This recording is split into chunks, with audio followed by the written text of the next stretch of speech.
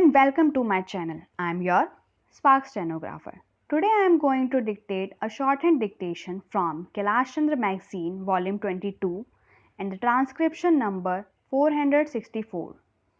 Guys, if you like my video, so don't forget to subscribe my channel and also join me on WhatsApp. So guys, ready? 10 seconds.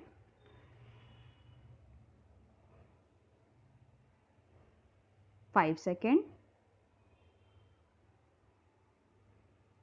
Start.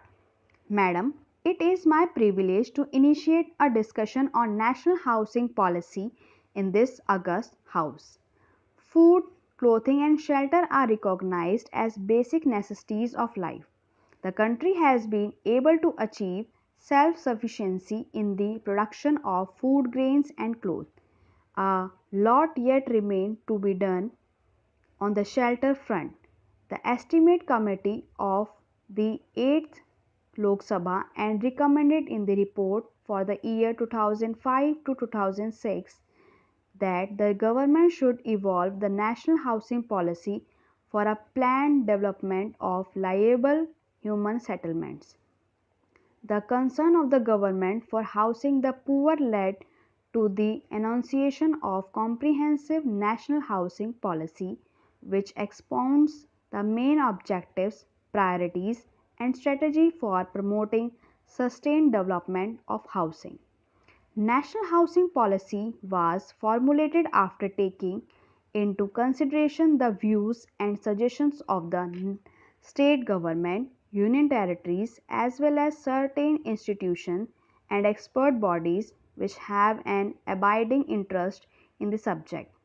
The draft document was also endorsed by the Conference of State Housing Ministers held in 2007 at Srinagar.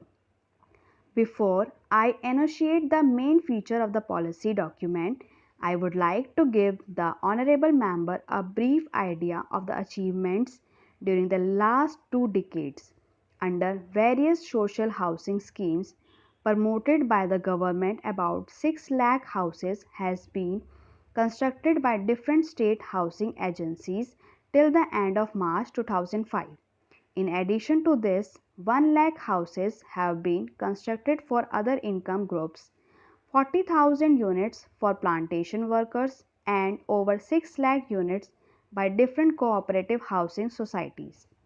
Under my minister's direction, SUDCO has since its inception sectioned over 5,600 schemes in almost all the states and union territories at a project cost of about rupees 4,600 crores till the end of October 2008. This will result in the construction of about 14 lakh dwelling units in urban areas and 15 lakh dwelling units in rural areas. The HUDCO has also been supporting the sites and services schemes on a large scale. Over 2 lakh developed plots will be provided as a result of HUDCO loans so far. The finance institutions like LIC, GIC and the Unit Trust of India are also providing substantial funds annually for the construction of dwelling units. The policy document outlines the main goals to be achieved in housing by the turn of the century and state the basic objective, priorities and the main target groups which it intends to focus on. Appropriate strategies are investigated for implementing and translating the policy into reality within a definite time frame.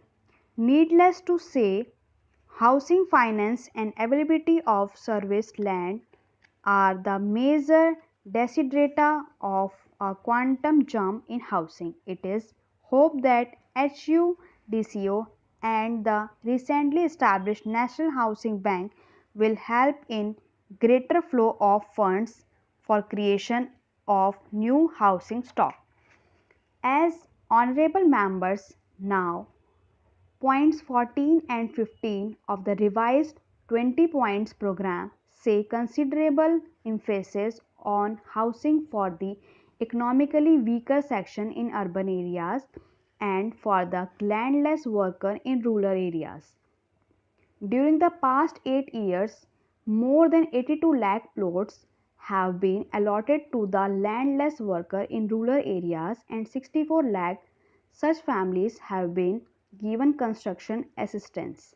Nearly 156 lakh slum dwellers have been benefited under the scheme of environmental improvement of urban slums and 14 lakh dwelling units were constructed under the housing scheme for economical weaker section in urban areas.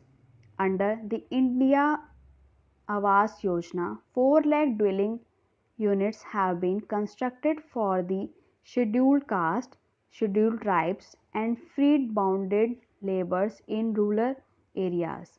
Efforts are on to strengthen these programs with the setting up national housing banks under the aegis of Reserve Bank of India. A major landmark has been achieved in the housing finance institutional framework. It is coordinate with various sources of housing finance, regulate function of housing finance institution at different levels, and augment the flow of funds for housing by different income groups all over the country. Regional housing finance institutions like Housing Promotion and Finance Corporation Limited, Kolkata have been established with a view to providing a sound housing finance network at regional level. One more corporation for the National Northern Railway region is being set up. You may be aware that the Reserve Bank of India has also liberalized the lending norms of the commercial bank for increased flow of finance to individuals for new construction and repairs. The amount of loans admissible has been enhanced by reducing the margin required to be provided by the beneficiaries. The interest rate has been reduced by 1% for loans up to rupees 1 lakh. Also, the period of repayment of housing loans has been enhanced from 10 to 15 years.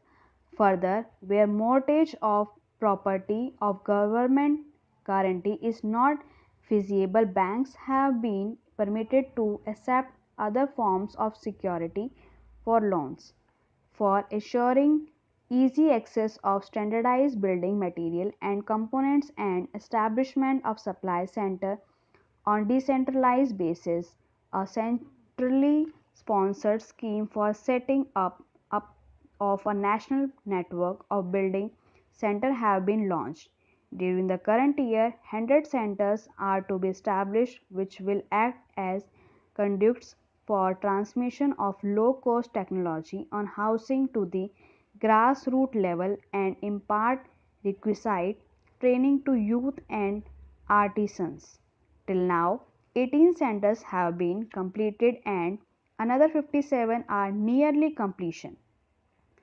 To eradicate houselessness in urban areas, the central government has started a scheme in major cities with the objective of providing shelter to pavement dwellers. Under this scheme, a small beginning has been made by the sanction of rupees 34 lakh to over 850 pavement dweller households in Kolkata.